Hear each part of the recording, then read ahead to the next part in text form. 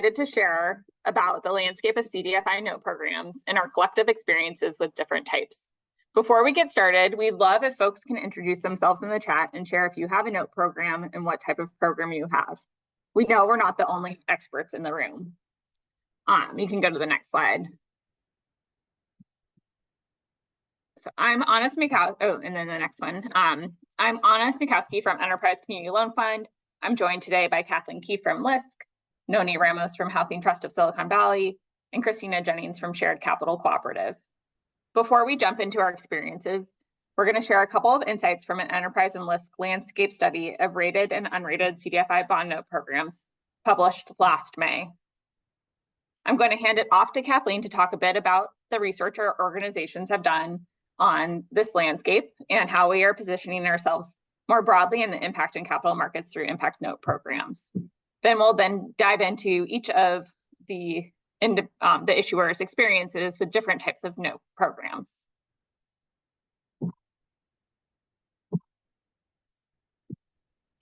Great, thanks, Anna. Hi, everybody. I am the Investor Relations Lead at Lisk, where I manage our Impact Notes program.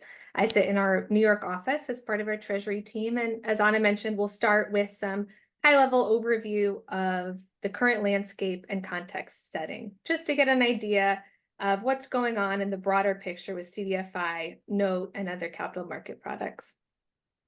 So the paper you see here on the screen is the third in a series that began in 2017.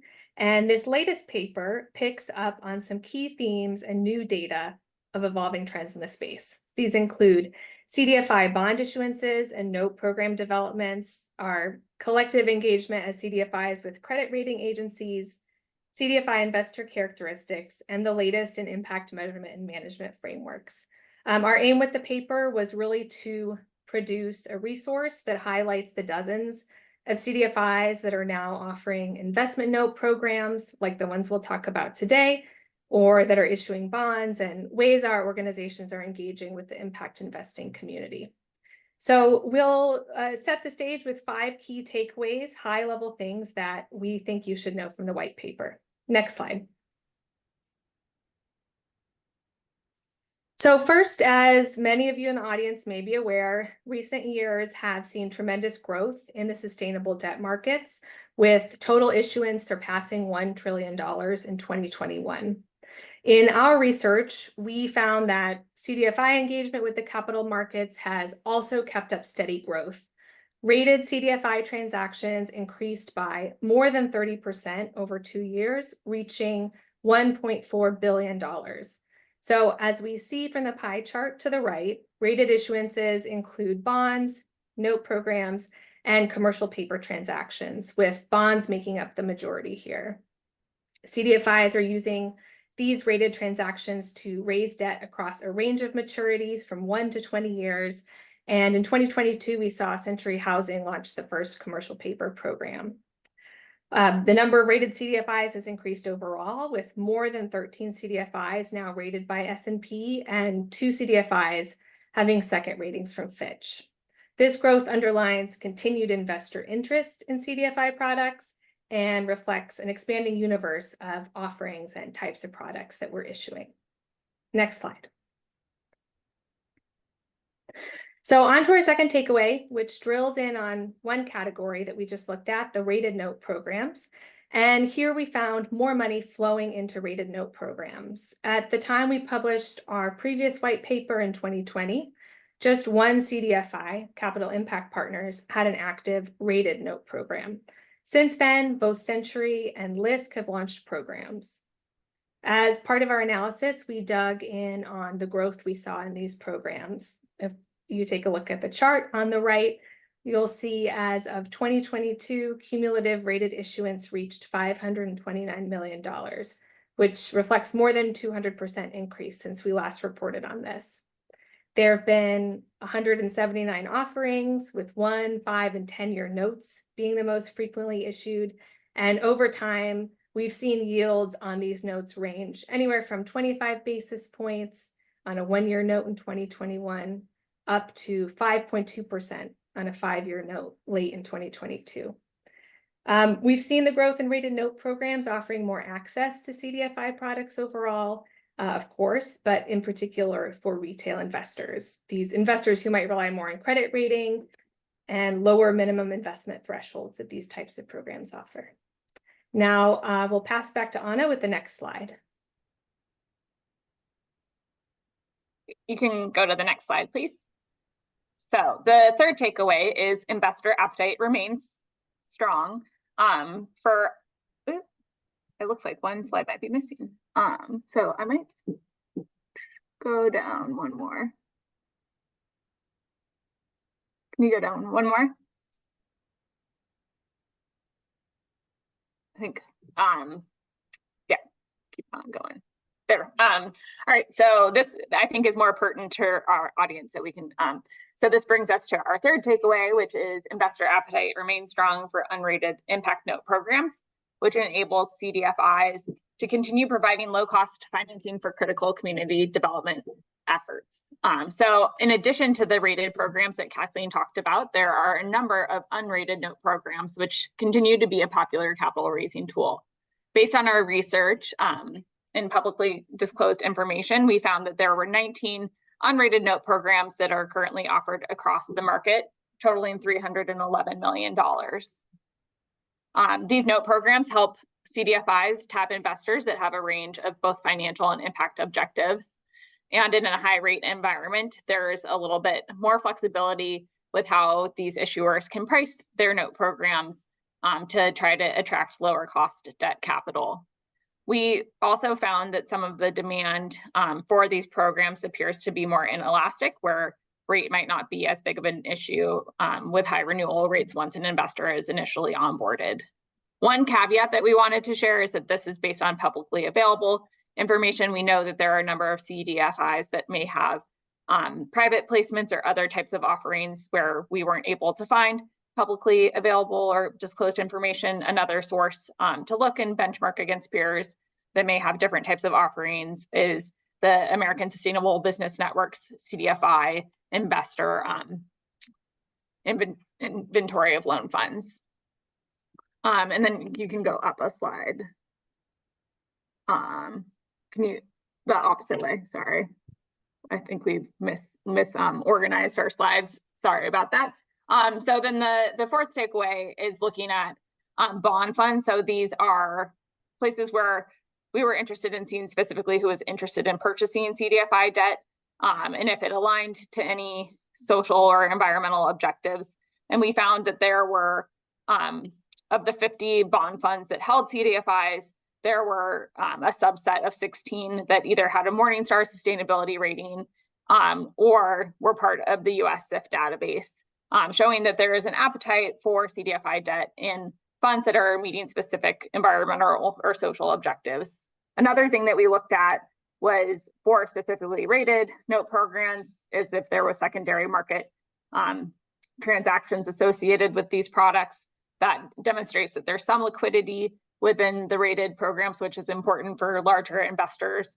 And we did find there is some liquidity, although, you know, in the grand scheme of all financial transactions, it's a pretty small blip. But that does give investors some confidence that they are able to exit a position if they no longer want to hold a rated CDFI product. So you can go down 2 slides and I'll pass it back to Kathleen. All right, last but not least, so our final takeaway centers on impact measurement and management findings. We continue to see deepening around use of industry frameworks and standards for impact measurement. For example, 2 CDFI note programs are aligned with the International Capital Markets Association Sustainability Bond Guidelines. Beyond some of these frameworks, CDFI issuers are aligned with the UN SDGs. They've engaged second-party opinion providers to verify impact on their offerings, and they're engaging with platforms and industry players like Impact Assets 50, Environmental Finance, and others to signal their impact to a wide set of investors. In recent years, some CDFIs, including Lisk, have developed tools to quantify the impact of their work. This, for us, is particularly valuable to better understand and push ourselves to communicate our impact across a diverse loan portfolio. Some CDFIs have begun reporting on greenhouse gas emissions in their portfolios and operations. If you look at the center bottom here of the screen, there's a graph on portfolio emissions that comes from CEI, Maine-based CDFI with an unrated note program. They use the Partnership for Carbon Accounting Financials framework to quantify and disclose the emissions on their work. While all of us in the audience here know that CDFIs have built-in impact to our work, built-in impact verification as well to maintain our CDFI status. We are required to do this by the CDFI fund. We can see from our research and on this slide that CDFIs are taking additional efforts using consensus-driven frameworks and communicating their impact in ways that keep them at the forefront of measurability, the forefront of transparency, all of which is important to investors who are interested in investing in communities and financing impact. Next slide.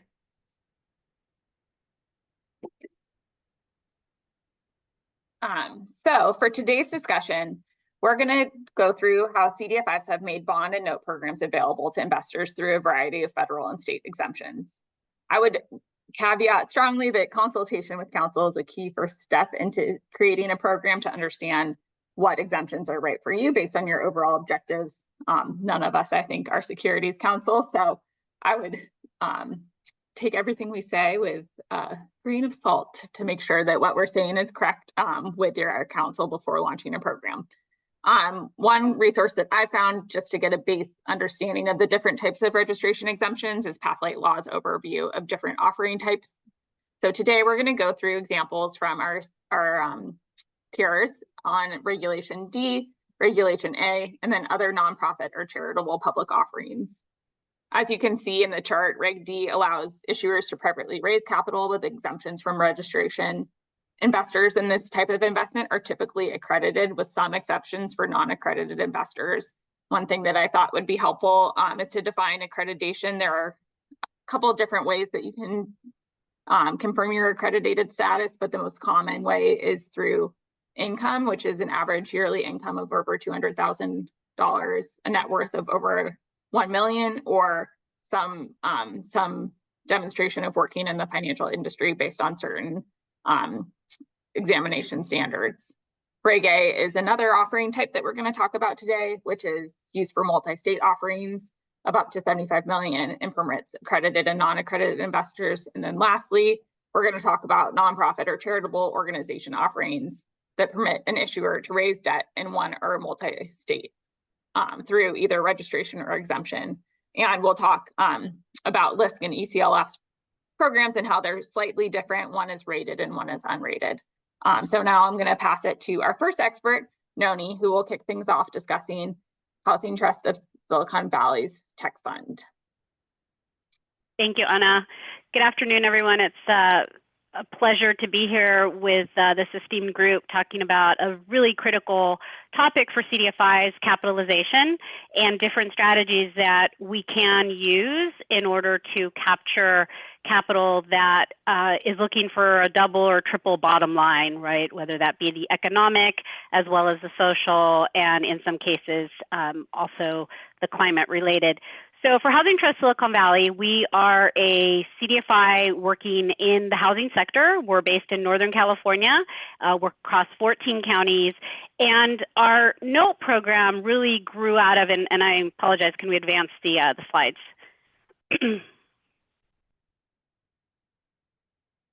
Yeah, I think our slides are definitely out of order. So there we go. Okay, go ahead to the next slide.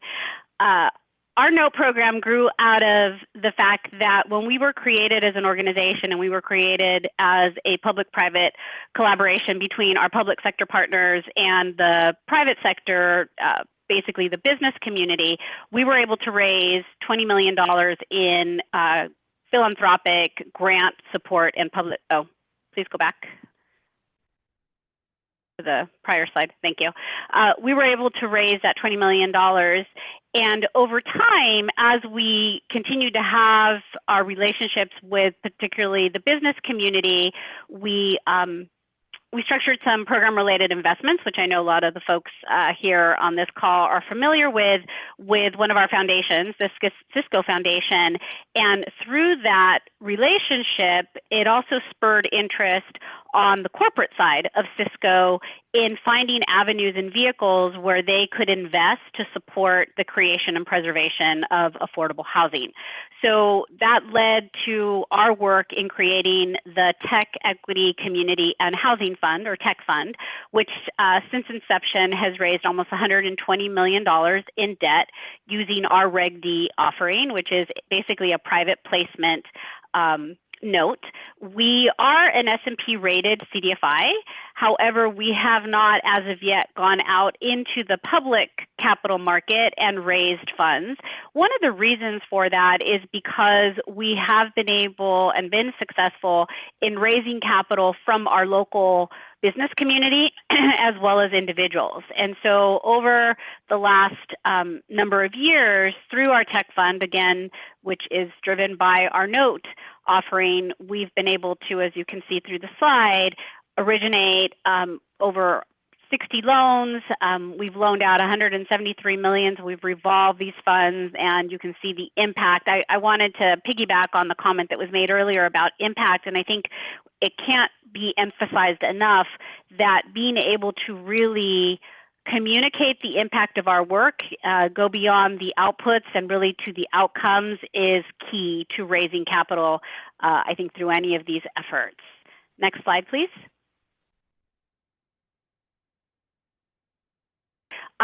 This slide demonstrates some of the organizations, and as I noted in my earlier comments, we have both public entities, private entities, as well as philanthropic partners that have supported the effort of us raising the capital. One of the other reasons that we went out with our note product back when we did is we knew that there was going to be a large influx of public sector financing targeted in Santa Clara County, in particular through a bond measure that was passed by our voters to create $950 million worth of public financing for multifamily. Can we go back, please? Thank you, just leave it there. So what we wanted to do was raise funds that could serve as the early stage financing to create a pipeline of projects that would eventually be funded through the Measure A funds, and that's exactly what we did. We also evaluated the different ways that we might go out into the market to raise funds and decided that if we were looking at, for example, an offering of, say, $50 million, when we looked at what the cost of that might be, when you think about legal fees and audit costs and other such fees, we decided that we would take more of a do-it-yourself approach. Fortunately, our CFO had experience in putting together small offerings for startups and other types of entities. We created a committee, an internal committee of board members, as well as pro bono counsel. To Anna's point, we've got to have the right counsel in place. It then gave us access to counsel and attorneys that had, the securities law, the tax, the ERISA, all of those different knowledge base. We worked with some of the corporate entities that were early adopters of working with us and really did a word of mouth as we structured our note program. So what we offer is a note program that has different tenors, so 2, 5, and 10 years. This is an updated interest rate. We started at some lower rates, but as I'm sure some folks here can attest to, with the changing interest rate environment, we are seeing some desire for a little bit of higher interest rates, again, still coupled with that social impact as well as the other impacts that we can have as an organization. Our program really is a word of mouth, and some of the folks that really kind of carry the story forward are the business leaders that have already invested. We spent a lot of time working with treasury departments within these large corporations, educating them first on what a CDFI is, how a note program such as ours is offered, and how we use our capital, right, to then actually deploy. So we have a very local investor group. We stay very engaged with them. We look to leverage relationships so that we can continue to expand that group. We also knew that with a public offering, there might be additional covenants, there might be additional costs. So it's some of the things that we see as opportunities in going the route that we did. We do make payments, semi-annual payments, principals repaid at maturity, to the point that Anna made. There is a minimum investment amount, and this is for accredited investors meeting the thresholds that she noted. And I think for us, I'll just finish up by saying that from a challenges standpoint, we are, it is a lift for our staff, right? We do have to process payments. We do have to provide reporting, much of what we're already providing for other folks, such as a CDFI fund or other investors. But it's all done in-house versus using an external entity. So I'll go ahead and leave it there and hand it over to the next speaker.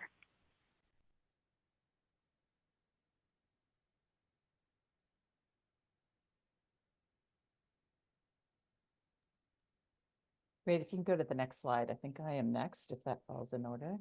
I'm Christina Jennings, and I'm the Executive Director of Shared Capital Cooperative. And so I want to just start by quickly introducing who we are, because it impacts some of the decisions we've made. So Shared Capital Cooperative is a small CDFI, about 25 million in assets. And unlike many of our peers, we're actually organized as a cooperative association, and we are owned by cooperatives around the country who we lend to and who also invest with us. Our organization's 45 years old. And so because we're not a nonprofit, that has shaped some of the decisions we've made about how we raise money.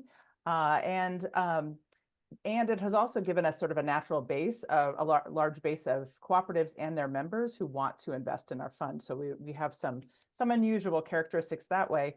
So going back to the 1980s, we've had a broad base of individual and impact investors. And going into our most recent offering through the Regulation A, direct public offering, we already had about 200 different investors in our small fund. And we had been doing raises through private placement under the Reg D for many years. So we already had that in place. And we turned to the Reg A direct public offering. And I should note, this was something that is relatively new. I guess it's almost 10 years old. It came out of the 2015 Jobs Act. And was a newer exemption from Securities and Exchange Commission registration. And the main reason we decided to do the Reg A, which we launched in 2021, was we really wanted to streamline and ease our marketing. The private placement, as Noni said, it's word of mouth.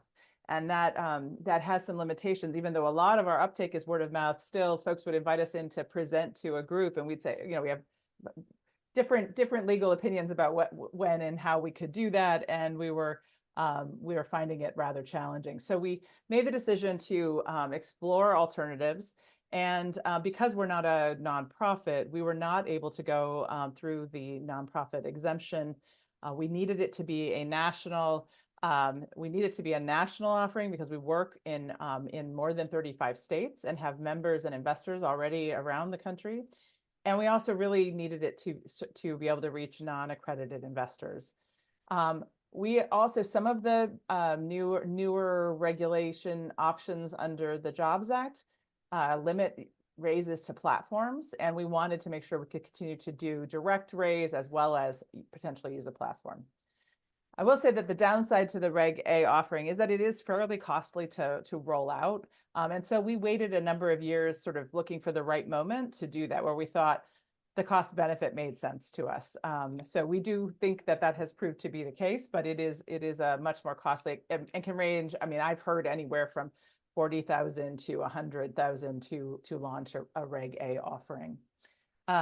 The other thing is that from the staff standpoint, there is significant and sometimes confusing compliance with between the SEC and state by state, where a lot of states have not figured out how they want to handle compliance for Regulation A. And so it is a fairly confusing landscape out there that we've had to work closely with our attorneys to navigate. Let me give you, actually, I skipped forward. Let me skip forward to the next slide. Sorry, I'm not. So we will come back here in a minute, and so you can get some of these. But let me go to the next slide first and just give you some of the details about. There you go. So the Reg A DPO, we launched. It's an annual DPO. And we launched it in 2021, and we can renew it for up to a total of 3 years. So it'll be coming up to on an expiration this October, and we plan to launch a new one. We are able to do them fairly consecutively. We had a goal to raise about 7.5 to 10 million. We're a small fund. We didn't need it to be 25 million that we would raise. We have other sources of capital as well, but we wanted, this was our target over the 3 years. To date, we've raised about just under 5 million, so about 4.75 million with over 80 new investors. And we have launched this on both on a platform, svxus.org, and we also can offer it directly. We, as I noted, we can take both accredited and non-accredited, and we can do it in all but for 3 states, and then 1 state allows us only to raise from accredited investors, and that has to do with our self-offering rather than going through a broker dealer. So there are some limitations. Talk to your attorneys. Don't trust our experience, but I'll just tell you we were able to get to nearly 50 states. And I will say that, you know, we've spent a lot of time on both the federal and state compliance requirements, but it's been manageable for us. And then I want to just talk about, we actually have 2 different offerings. So one is our notes, which is a pretty standard CDFI note offering, I think. We did push out to a 10-year, which we've had a fair amount of uptake from. And then in addition to our notes, which is of course debt, it's a fixed term, fixed rate debt.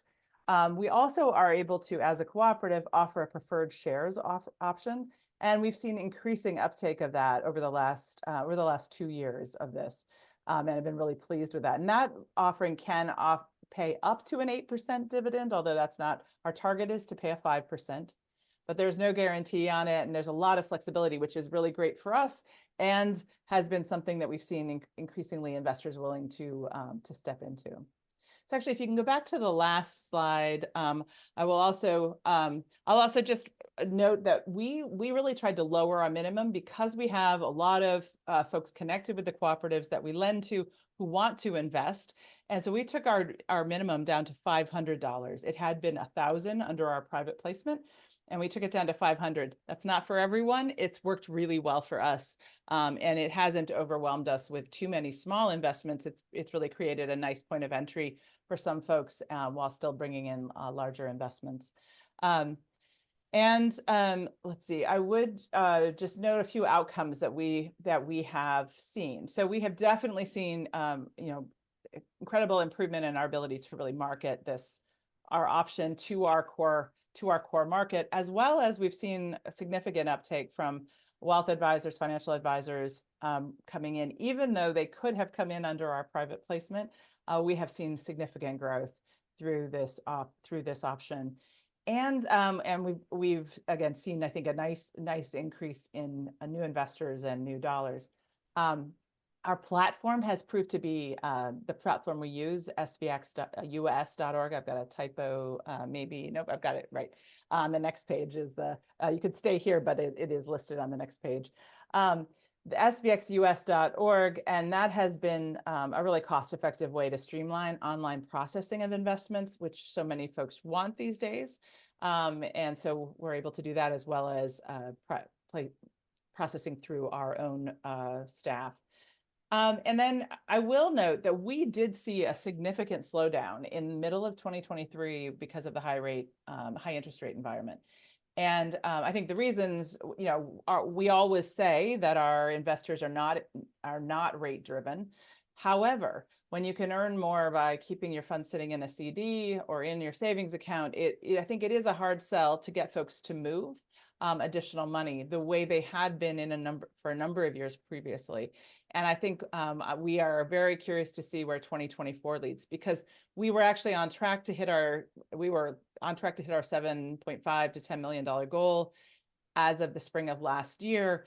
And then we saw just a significant slowdown in the summer and fall, and then we've seen a re-pickup, and we're optimistic, but I would say it puts us about 9 to 12 months behind on our offering from where we thought we would be as we go into 2024. So those are my comments. Let me hand it to the next person. That's back to me. Thanks, Christina. We can have the next slide, please. And the next slide. Great.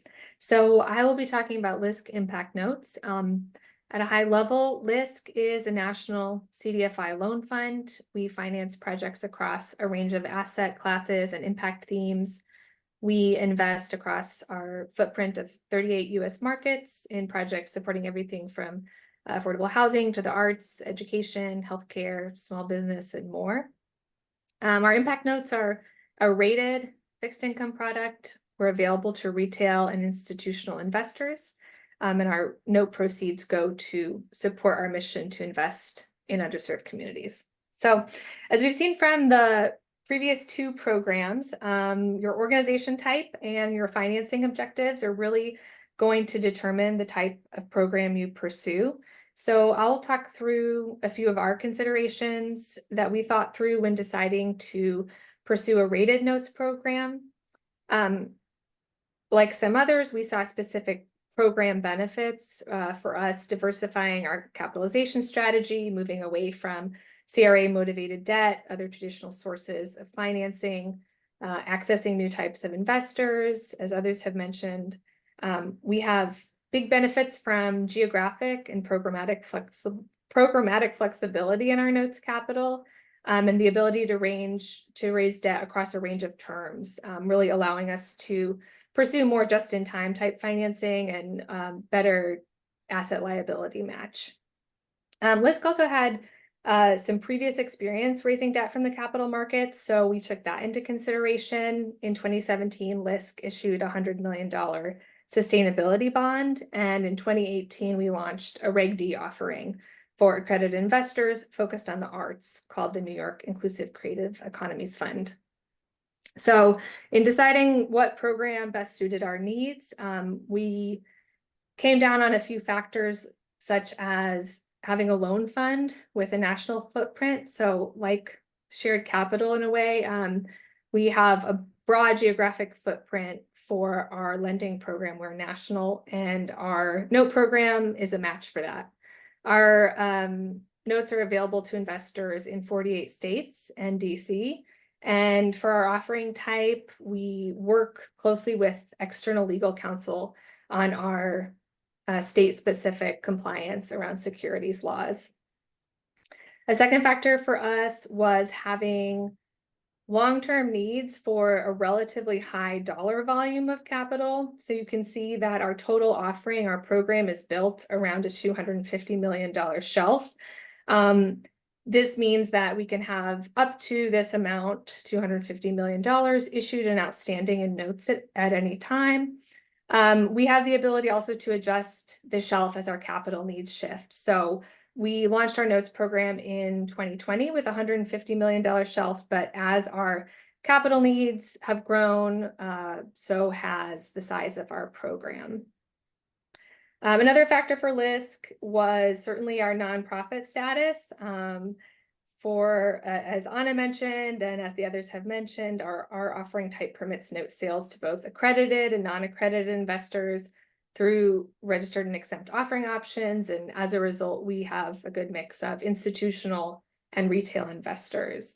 We have a $1,000 minimum investment amount, maybe not quite as low as Christina's program, but lower than some other program thresholds. And really that's intentional with the idea of making the program accessible to retail investors.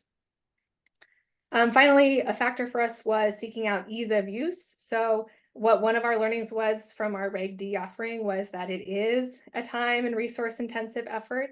And a takeaway for Lisk was seeking out a program that demanded less in terms of that type of intensive administration. Certainly, I'll flag that this benefit for an easier to use program has a counterbalance, and relatively higher costs. So maybe we can get into that if we talk about challenges or in the Q&A portion. But for us, our sales channel differs from some of the other note programs we've heard about. We do not have a direct sales channel. So our notes are distributed through our broker-dealer partner Inspirex via their impact investing platform. There's two other rated CDFI programs that sit on this platform, Capital Impact Partners and Century Housing. Both of these programs are structured similarly to Lisk, and we do sit alongside other non-CDFI impact issuers like Calvert and other corporates. But each of these programs, our rated CDFI note programs, maintain investment grade ratings by one or multiple credit rating agencies. And issuing on the platform does offer this ease of use benefit I mentioned. For example, all of our notes are assigned a CUSIP, they're DTC settled, and Inspirex acts as our lead sales agent. So they work directly with institutional investors, and our investors are able to buy and custody their individual notes using whatever brokerage platform and channels they're already accustomed to using. Next slide, please. And I'll try to zip through this because I know we're heading towards time. I just wanted to briefly cover some program developments and milestones. We tied our use of proceeds to ICMA, that's the International Capital Market Association, Social Bond Principles, and the UN SDGs. We did pursue a second party opinion of impact. And while these are an additional lift, they have helped us communicate our impact to investors and have put us in conversation with other peer impact issuers in the space. We've recently passed our 3-year anniversary for our program, and we have raised more than $180 million. As part of our offering prospectus, we've dedicated up to $10 million of net proceeds to projects that align with one of our special initiatives, Project 10X, which is focused on racial equity. So just calling that out as a way that we can fundraise for and call out specific impact initiatives within the broader umbrella of our program. I will pass it over to Anna now. You can go to the next slide. I'll try to be pretty quick because we are going to transition to the breakout room where we'll all be together and we can talk through questions. So I'm with Enterprise Community Loan Fund, which is the CDFI arm of Enterprise Community Partners. We have a note program similar to Lisk's, but also different because we don't use a broker dealer platform. We're an issuer dealer, so we sell directly to the individuals or institutions that are interested in the note. That makes our program a little bit different. We're not, it's not a rated program, although we are also a rated CDFI. We do not have a rating assigned to our note program. And another big difference is that because we're the issuer dealer, we have to do all of the back office stuff in-house. So our minimum investment is slightly higher at $5,000. We lowered it from $25,000 this past year as a way to hopefully attract more retail investors who are interested in aligning their assets with their values. The use of proceeds help fund our loan portfolio, which is predominantly loans to multifamily affordable housing and other nonprofit and mission-aligned developers of community facilities, as well as commercial facilities.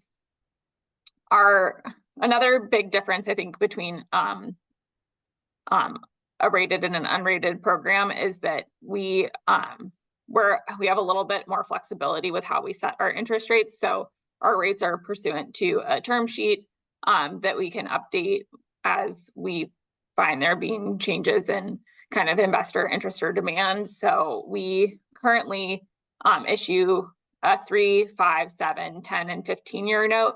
And we just raised our rates at the end of February, where our 3-year note is now at 3%. It was historically around 2.25%, but I think with the raise in the interest rate environment, we also found that that we weren't attracting as much investor interest as we wanted, especially with kind of the slowdown in overall capital raising over the last year.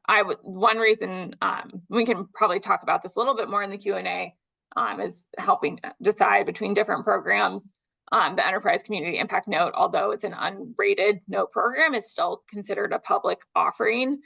So we're able to do certain things around marketing that are a little bit more flexible than some of the other types of programs like the Reg D offering. But that also comes with some level of caution in terms of how you solicit investors, because information needs to be publicly available, and any marketing material specifically for your security should be reviewed by your counsel and filed before use with the appropriate states. We're not registered in quite as many states. We're trying to kind of up the state registration to match our national portfolio. Right now, we're registered in 43 states and DC. What are other? I know we're like right up at time, so I'm trying to zip through. If you go to the next slide, just before we go to the transition, I can show a couple of materials. So we also have a sustainability bond framework that aligns with the International Capital Market Association sustainability bond guidelines, which we did not receive a second party opinion for, but we're using it as a way to kind of educate people on how our investments align with broader frameworks and the UN Sustainable Development Goals. And then those metrics also tie to an addendum in our social return on investment report, which is an enterprise-wide document that talks about the capital division's impact, which is another kind of tool to kind of educate people and create some standardization between our product and similar yet different note programs. I think we'll go to the Q&A now, so we can talk about all these things in more detail.